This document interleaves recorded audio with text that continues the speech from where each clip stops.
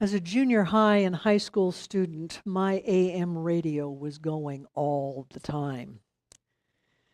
I had to listen to the hip songs of the day.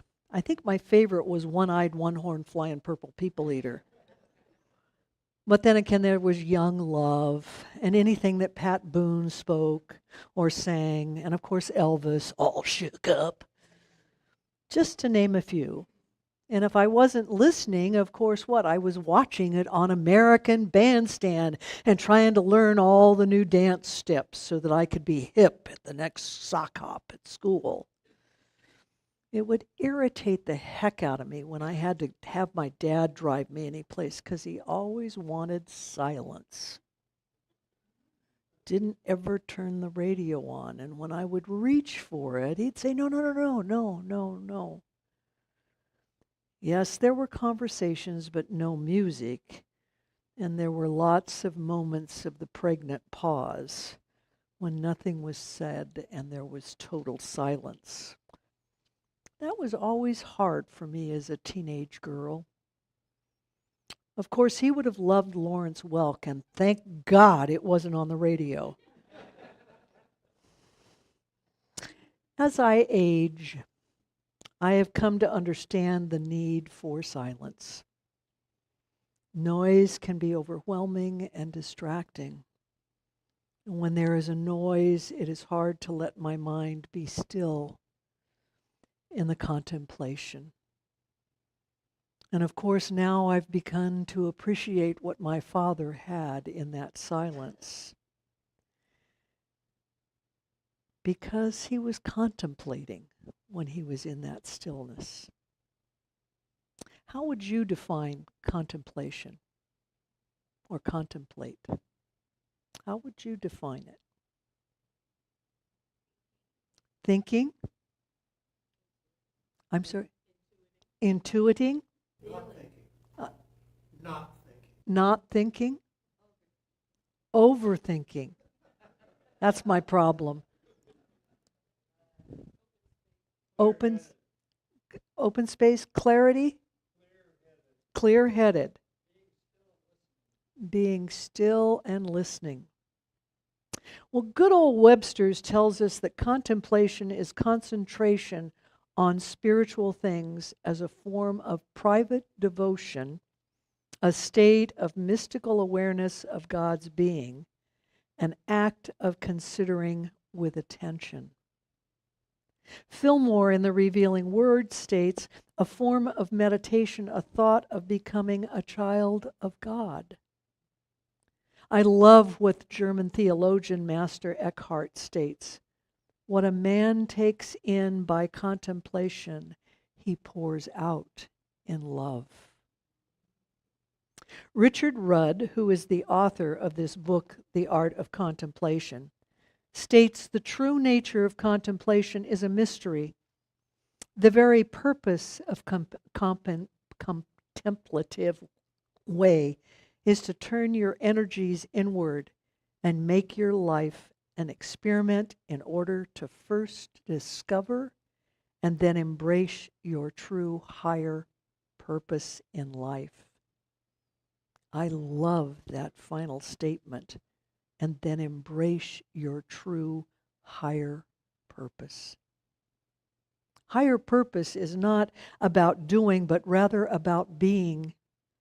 It's about bringing our purpose to everything that we do in life. Several people define contemplation as meditation. I'm sure you've heard the old saying about meditation. In fact, I just heard it yesterday. I'm going off to sit and contemplate my navel. Well, there really is a difference between contemplation and meditation. An article by Ryan Kane explains the various differences between the two. Meditation involves focusing mental activity using techniques like visualization, breath work, or engaging the mind. Contemplation is more of a passive state of awareness. It allows for a deeper connection with the divine or a silent love for God. Essentially, meditation is about the actively thinking and reflecting, whereas contemplation is about being present and receptive. The main difference between the two is meditation is a practice that focuses on clearing the mind. Contemplation is more analytical and a reflective practice that involves thinking deeply about a practical topic, object, or concept.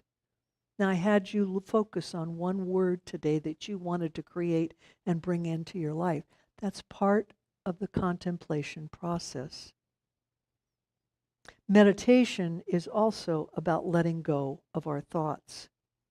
According to Kane, the goal of meditation is to cultivate a non-judgmental awareness of the present moment. Contemplation is about lingering on thoughts to understand them more deeply. The goal of contemplation is to explore a topic or a feeling in more depth. Some contemplation methods include journaling, reflecting, praying, or just sitting in the stillness or in the silence. I have never, ever really been a meditator. My mind is just like this all the time. It feels like a bumblebee buzzing around in my head. And so meditation is really hard for me. My wandering mind stays unfocused, or what I think is unfocused. However, I saw that the methods of contemplation I realized I am very comfortable with: journaling, prayer, silence. Additionally, contemplation is a Western philosophy and religious traditions that you'll usually find in Christianity, Judaism, and Islam. Meditation is more an Eastern religious practice or spiritual practice found in Buddhism, Hinduism, and Taoism. For the last couple of months, we focused on our thinking and our consciousness and how that transpires within us. What we think, how we think, and if it is negative, how can we change that to a positive? The way we think determines our reality. When our mind is clear of negativity, confusion, and doubt, then clarity prevails within our life, within our mind. Contemplation is a way of bringing that about. In the art of contemplation, 3 methods are suggested. They are mental, emotional, and physical. It would be impossible for us to discuss all 3 today in a Sunday lesson, unless you want to stay with Kathy and we'll do it afterwards. But for today, we'll focus mainly on the mental perspective of contemplation. Whenever we start something new, it's important that we leave behind that which holds us back. Our founder, Ernest Holmes, stated in one of his lectures that we have to keep our mind open at the top for a new influx of wisdom. And we have to set up a sign which says, stop, look, and listen. To be open at the top, we must open our mind. We must be ready to receive. To begin something new means releasing preconceived ideas about what it is and what it's not. Also, it's about saying, I'm willing to learn something new regardless of my past education, my past experiences, or my past thoughts. Rude gives us an alternative way of looking at our understanding, our mind. He calls it a radiant sheath that surrounds our body. It extends from each and every cell of our very being. Our mental bodies extend out into the environment. You know how you feel when you walk into the sanctuary or come into the center. You feel loved, or you feel positive energy just walking in here. It's certainly not a mistake. All of us are living in a place of thoughts and vibrations that we each project out into the world. When you walk into a room where the individuals are feeling joy, feeling love, or being supportive, or love is being expressed, then indeed you will feel that. You will know that. You can recognize that in the individual. It's that old principle of what you put out is what comes back. Our relationships are a reflection of that. The way we think will always determine our reality. As Rude puts it, our attitude molds our thought forms. When we begin to think in depth about ourselves and our purpose in life, we are experiencing the first stage of contemplation. There are no right or wrong answers. It is an ongoing process for each and every one of us, and we shift that throughout our life. More than likely, it will transpire during an entire day. What we started in the morning may not be what we end up with feeling at night.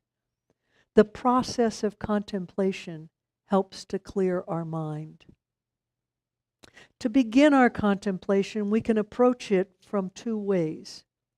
We can focus on something that inspires us, will lift us up in the process. It can raise our spirits and elevate our mood. Or we can remember how we mentally put things out into our environment. And when we focus on inspiration, just imagine the positivity you send out into the universe by just thinking it. Close your eyes for a minute. Think of someone that inspires you. See their face? Think about how they inspire you. All the different ways and things that they make you feel good.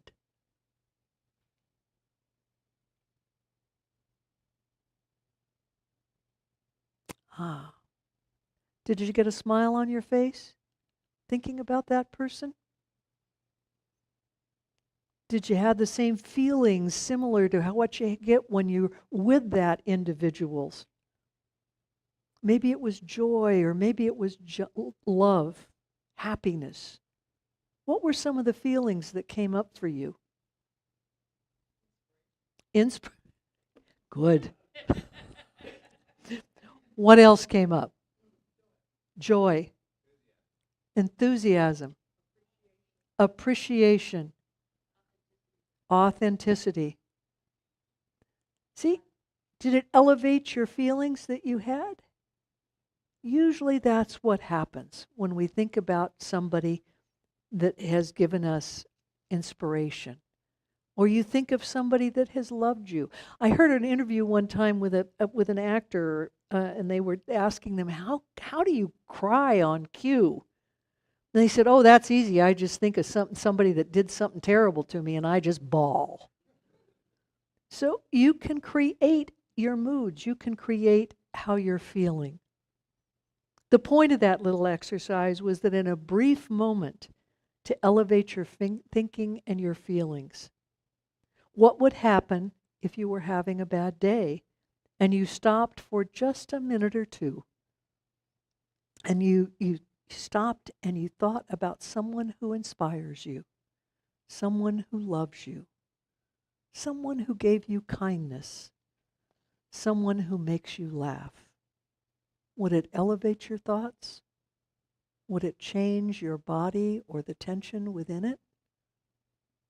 Would your outlook on life shift or change in that moment? My guess is yes. An Ernest Holmes quote, a passage from the Bible, or a favorite saying can all do the same thing for each one of us if we're having a terrible day. One of the main reasons or purpose of contemplation is to create more clarity in our lives by diffusing challenges. Don't give up if your results are not immediate. Be willing to stay open to the top and try again and again Remember, a child doesn't start running as soon as they take their first step. It takes us time to learn a new process.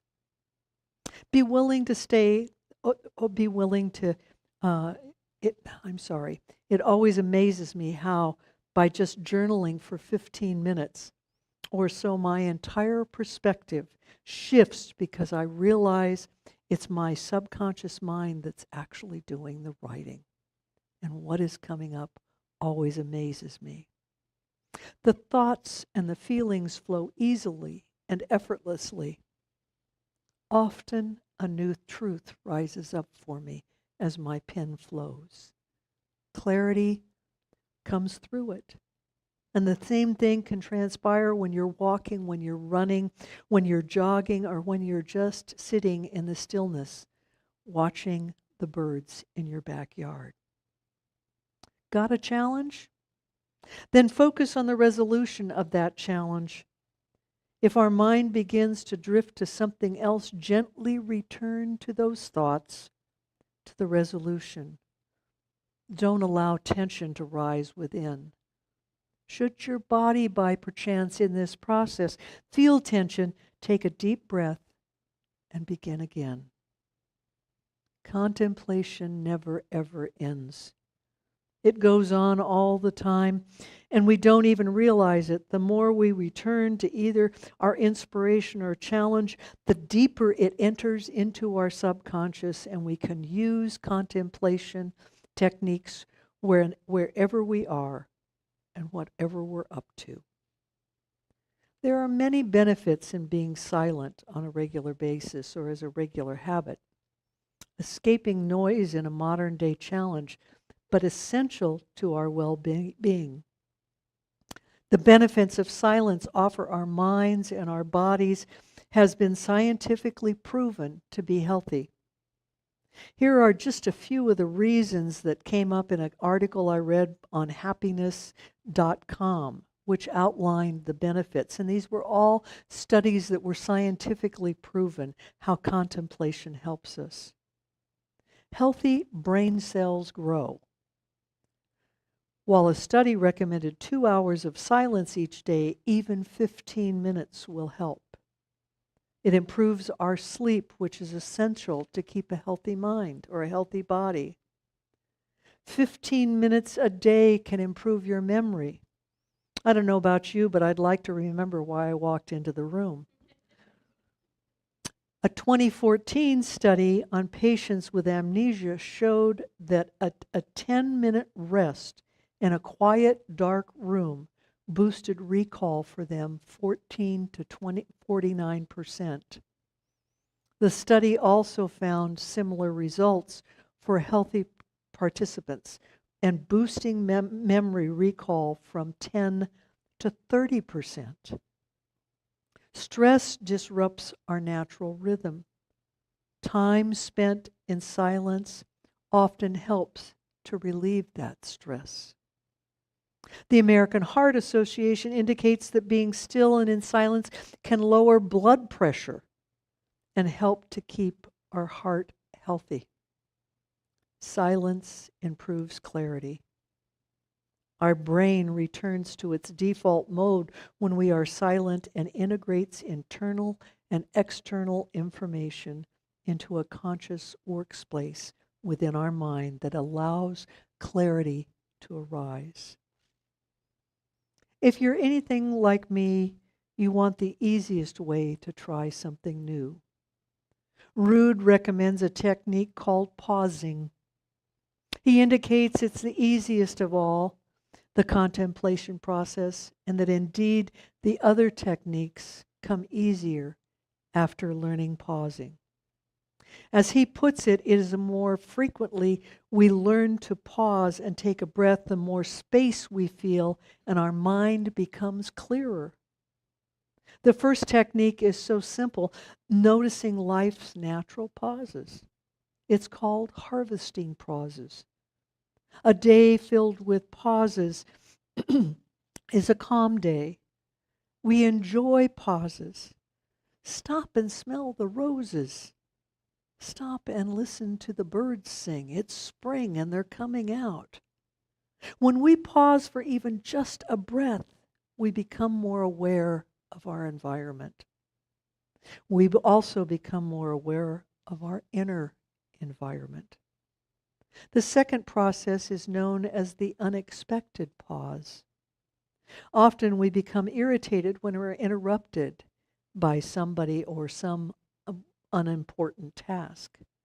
Recognize the unexpected as an important part of contemplation, not as an annoyance. Why? Because it is a moment of unexpected serendipity. The third process is the magic in the gap. Many musicians will tell you that the real magic in their music is the gap in between the notes. The gap helps us to slow down. We breathe deeper. It helps us to remember that there indeed is magic in the moment if we are just still. There are certainly many more types of gaps that as individuals we can create ourselves. A pause does not mean we have to stop moving. The key is to take the time to notice our surroundings. Anything that breaks our monotony of anything that is constant or ceaseless activities can be a pause, and a healthy one at that. It's about taking a pause or a break in the moment and your surroundings. How many of us, when we find ourselves waiting for an appointment or food at the fast food place, we pull out our phone and immediately start to check our messages and our voicemails, or we pick the game that we're playing right now. That's a perfect time to pause and watch what's going on around you. That time is a gift. We don't always have it to be doing something. We don't always have to be doing something. Pauses give us new insight. Pauses help us to change our thinking or see a new perspective. Pauses gradually dissolve our patterns we've created to move through life.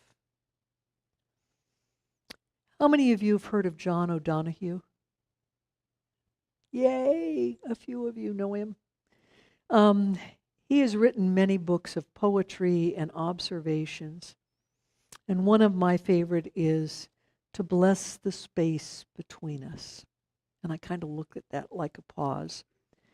It is filled with wonder of blessings in our lives. And one of the short stories, or the short vendettas that he wrote, is entitled To Receive Each Day as an Invitation.